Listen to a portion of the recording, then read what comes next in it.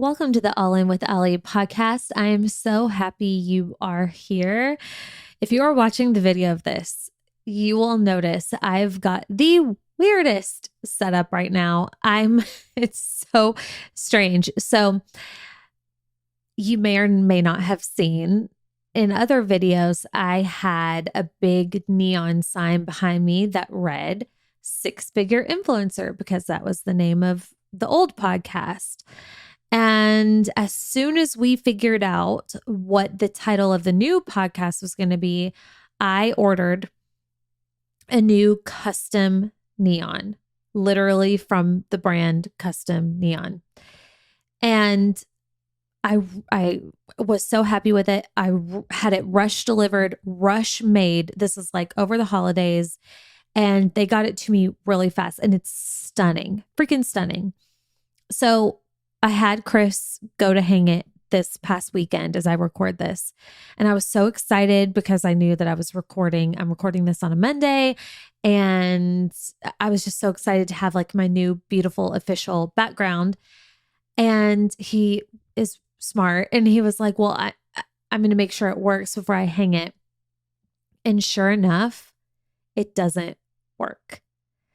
So anyway, we had taken down the six-figure sign, but in its place, there's like these spots where the paint came off from the screw, and it's not cute. So and by the way, we've reached out to Custom Neon, and they're sending us a couple of new replacement parts. I was like, okay, well, can you get them here quick? Because I made this and delivered this for a reason.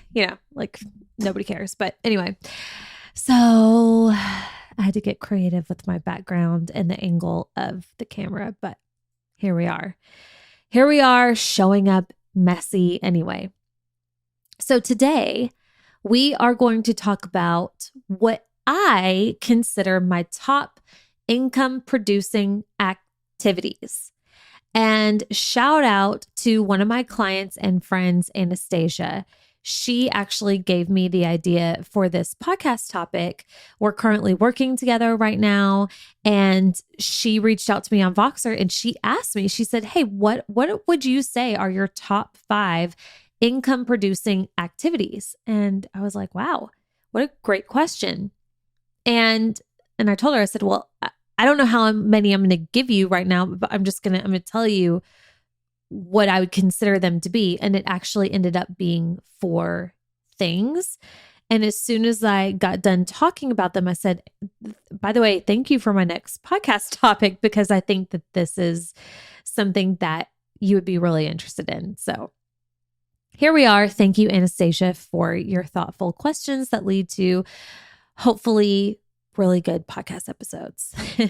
So top income producing activities. This is important because we're all here growing brands and we're growing businesses. And in order for these businesses to work, we need what? Money. We need the money. So there are a lot of things as business owners that need to get done, right? Anybody who's currently running a business, which is probably everybody listening to this right now, is shaking their head in agreement like, amen. It's a lot. It feels never ending sometimes. There's a lot that goes into it, right? There's things on the back end. There's things on the front end. There's things in between. It's just a freaking lot.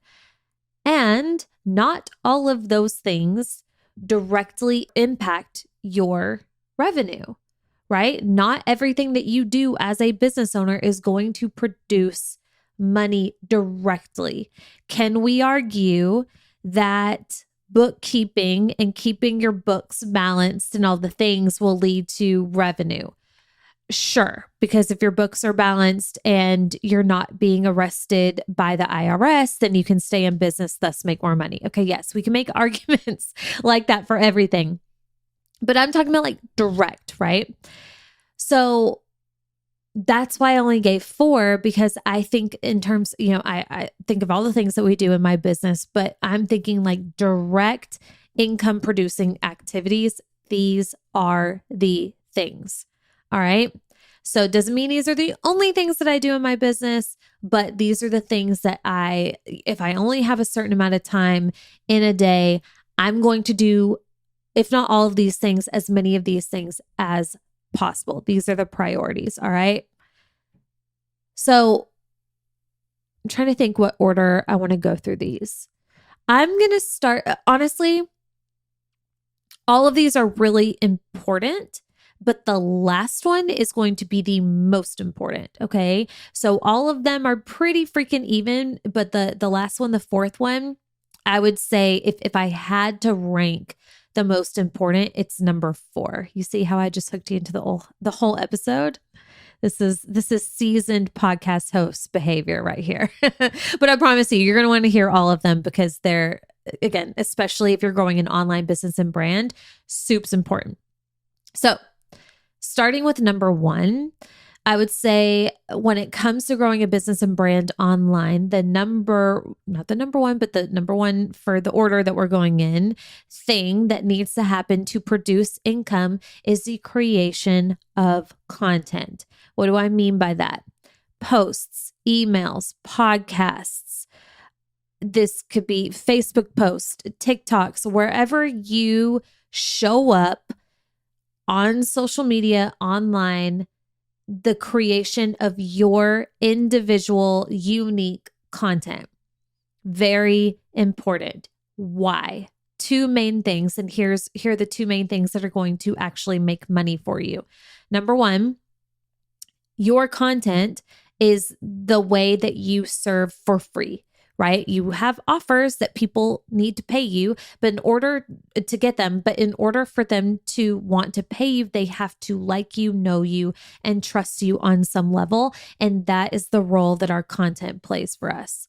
It builds that connection. It builds that trust. If people don't have that, it's going to be difficult for them to want to pass over their credit card information to you. So the more content you have out there floating around in the ether, the more opportunities that you are building this invaluable relationship with people who are watching you, with people that are paying attention to you. So that's the first way that this eventually will, over time, produce income for you. The second way that this is going to produce income for you is it's going to keep you top of mind, right? I've said many times, and I'll say it many more times, if you have somebody's attention, you can have their sale. Online, if you don't have somebody's attention, how are they going to want to buy from you? How are they going to know what it is that you have to offer them? You have to have their attention first. How do you do this? Through your content. So if content and the creation of content doesn't light you up in the way that it lights me up, because it's the favorite part of my job is creation of content. I literally have the word create tattooed on my hand. That's how much I love doing what I do. If it is not your passion like it is mine, then I encourage you to outsource this in some way, right? You can create it on some level yourself, but then you can hand it off to somebody on your team or somebody who understands social to make it effective for you. Just because you're good at creating doesn't mean that you're good at the execution of the thing, or probably vice versa. Opposite of that. Just because you're good at the execution doesn't mean that you're good at the creating in an effective way where it's actually going to reach a certain amount of people. Content creation, it takes work. It truly, truly does. I look at influencers influencers for sure. It's a ton of work, definitely. But I look at content creators where like their number 1 job is creation of content. It's a lot. Okay. And we take it for granted because if a creator is good, they make it look really easy. So we ignorantly, unless you've actually tried to create what they've done, we look at it and it looks so effortless and easy that we ignorantly assume that it's so easy, right? We're like, who are they to make all that money? All they do is just post up a camera and make funny videos or do dances or whatever. Y'all, it's work. I saw this video, side note, I saw this video on, it was a reel, like a day in a life, this stay-at-home mom. And it was really well done. She had all these different camera angles and I don't know, just something about it. I was like, this is really cool. And it's been a while since I've done one of these, and she did such a great job that inspired me to give it a shot again. And anybody who knows me knows that like I'm not a big fan of reels. I haven't been a fan of reels for a long time. I used to be a huge fan, got super burnt out, haven't done them in a long time. But her reel was so good. I was like, whoa, maybe I should do like a day in a life again, you know? So I started doing that today, and it has taken so much time. It's taken so much thought, and she makes it look so easy. So anyway, content creation's no joke. It's really not.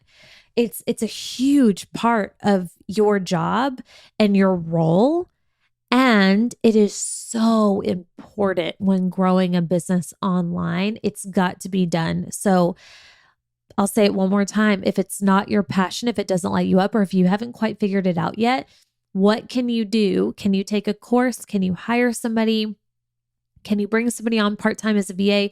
Something to at least make it more effective and easier for you so that you can reap the benefits, AKA revenue, from your content in the way that it's meant to create for you.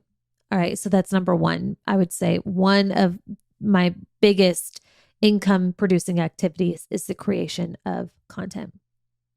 The second, I would say, is the creation of offers and selling often.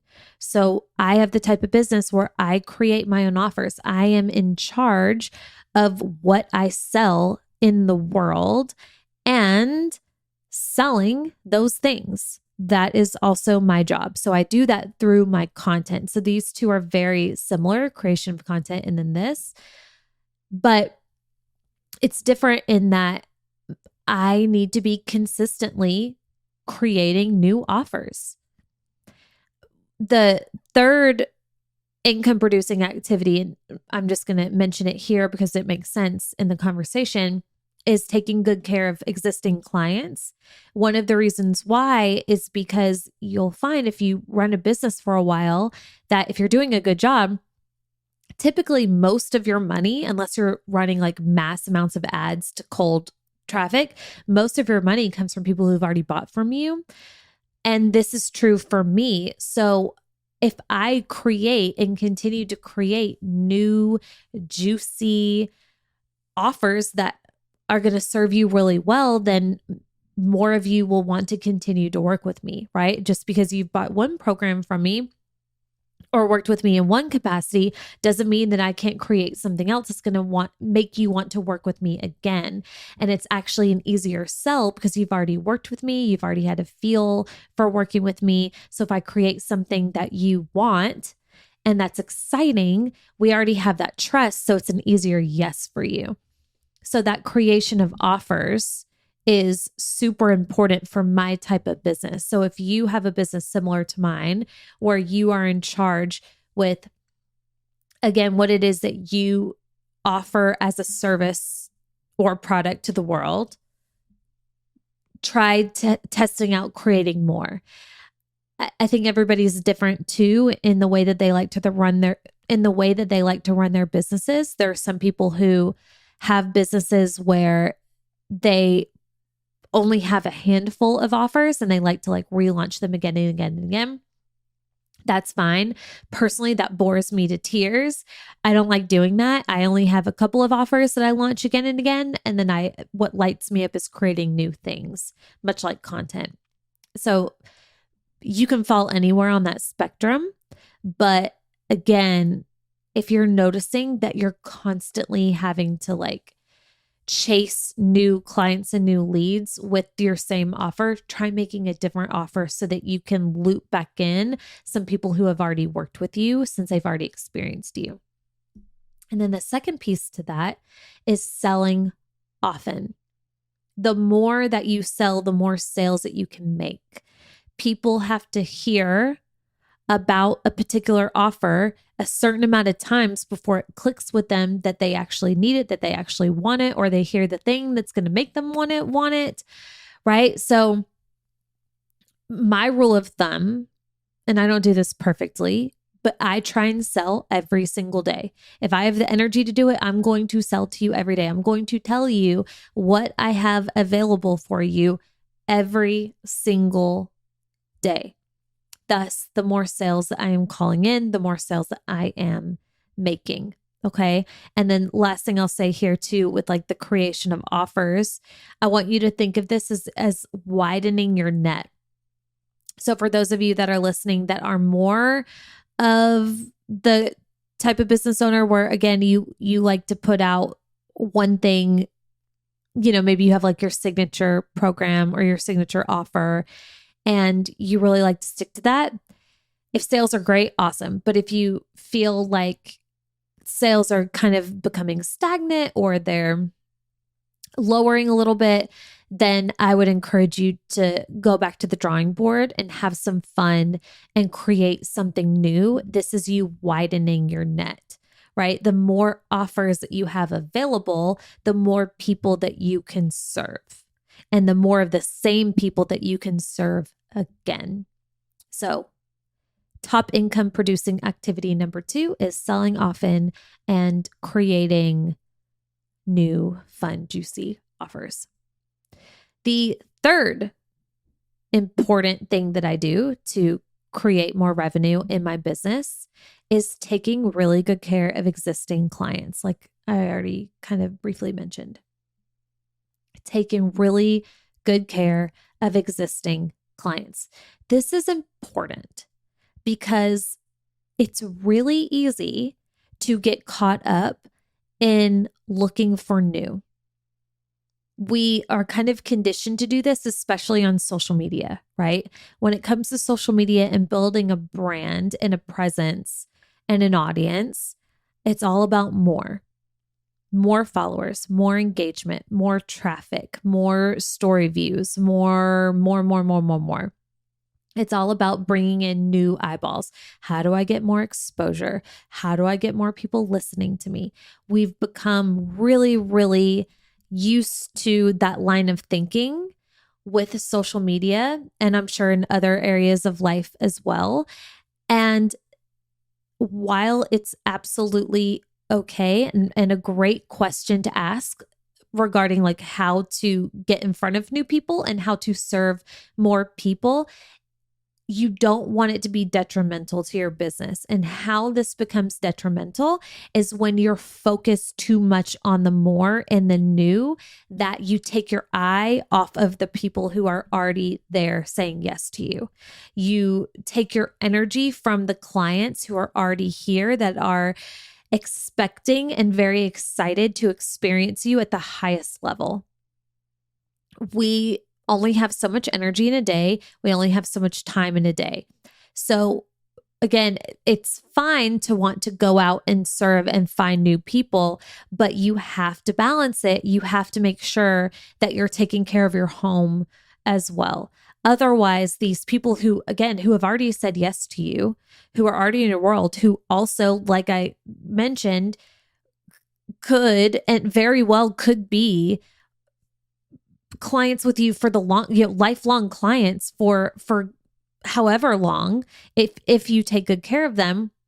Again, if you're constantly looking for the new and you're not putting in the effort with them, then they're not going to have the best experience and they're going to just be waiting to move on to somebody else, right?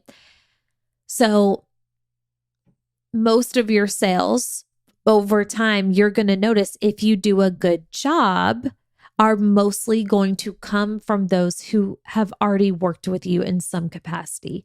Maybe they start with one program and then they move on to another program. That can look like many different ways. But in order for somebody to want to work with you again, you have to take care of them now.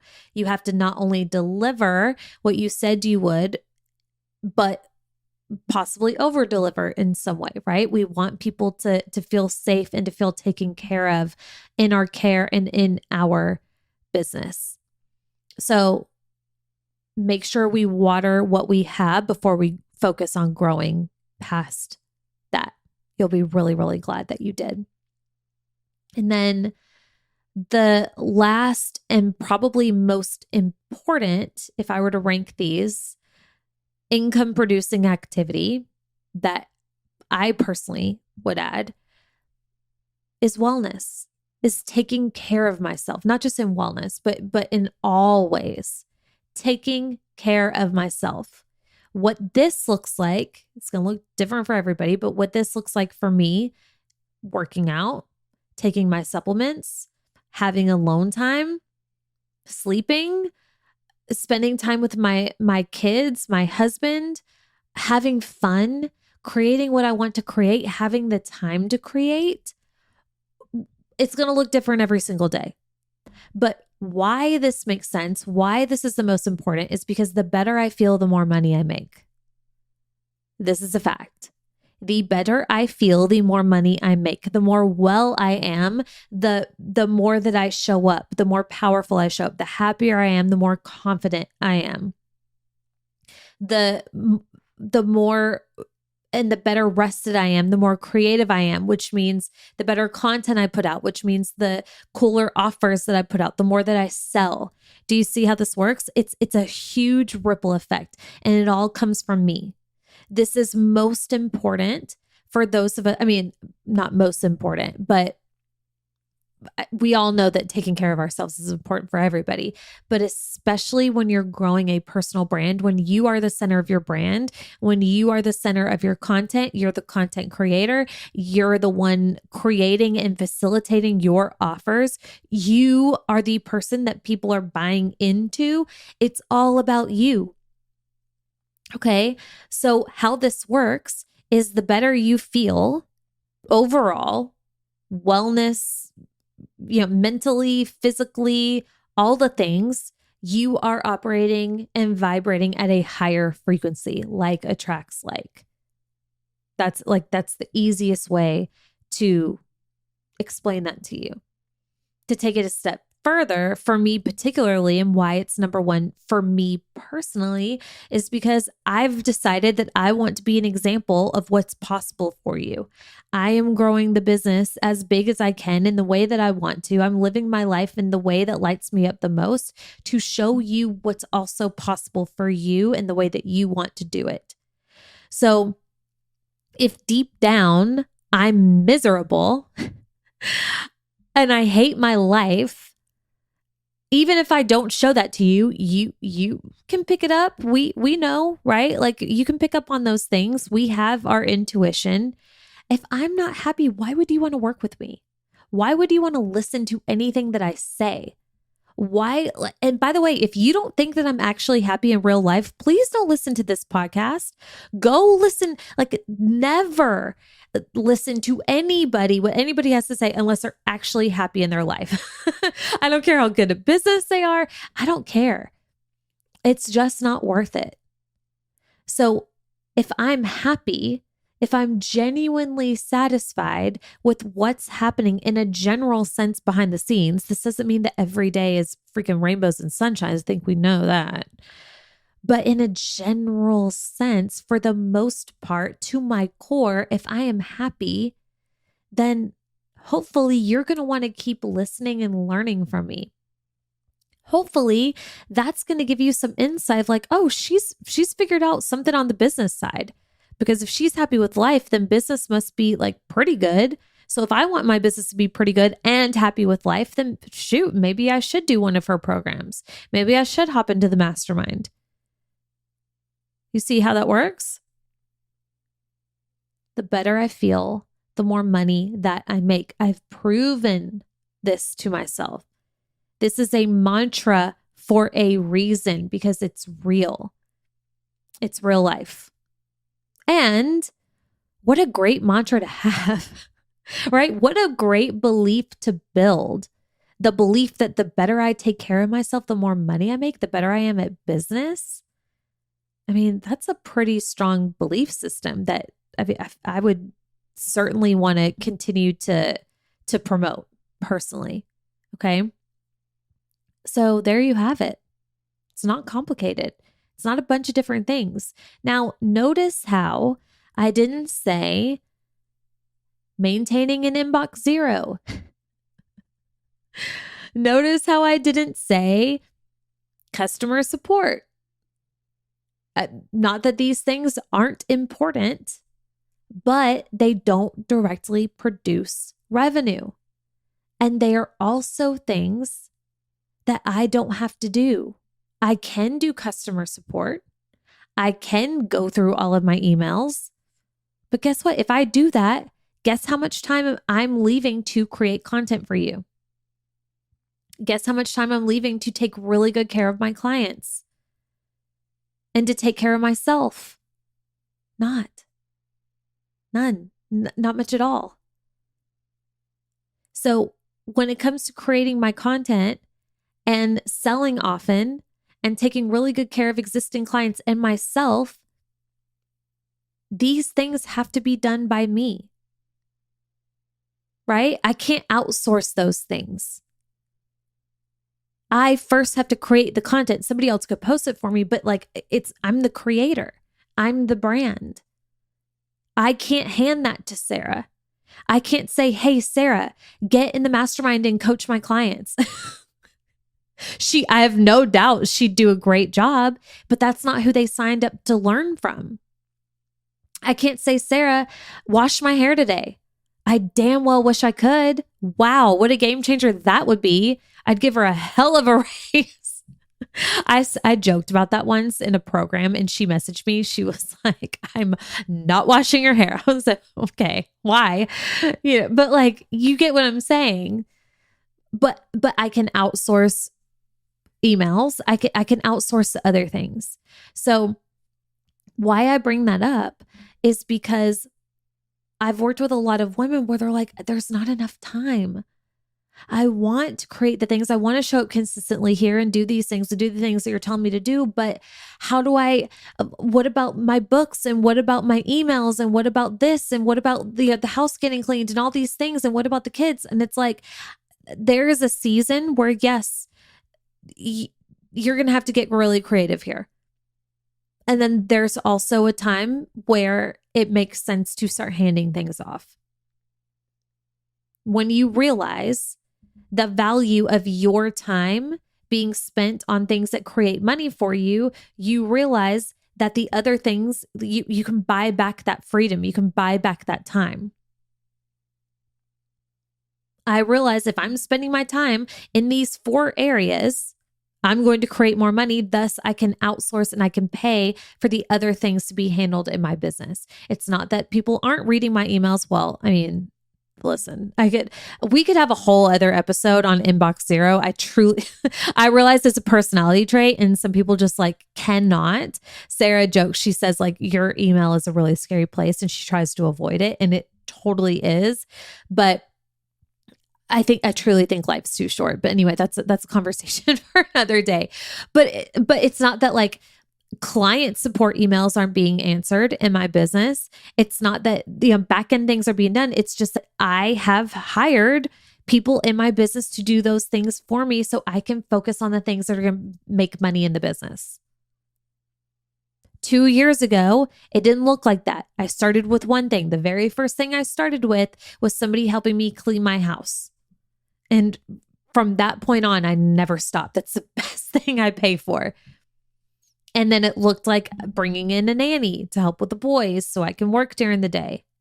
And then it looked like hiring a VA to do a few things. And then it looked like hiring Sarah full time. And then it looked like hiring a bookkeeper full time to manage our books and our finances. And then it looked like this, right? I didn't snap my fingers and have support in my business. It grew over time. But if you are noticing that your time is really short because you're trying to do all the things, that's the problem. It's because you're trying to do all the things. So if that's your season, know that that's okay. And there are solutions to this. So start working toward that solution. Put that in the game plan. You will be so thankful you did, and so will your business when you start making more money. Okay, this is all that I have for you today. I hope you enjoyed this. If you did, please screenshot and share in your stories. Review us on iTunes, all the things. I appreciate it so much. I hope you have a wonderful rest of your day and week, and I will see you here next week. Bye.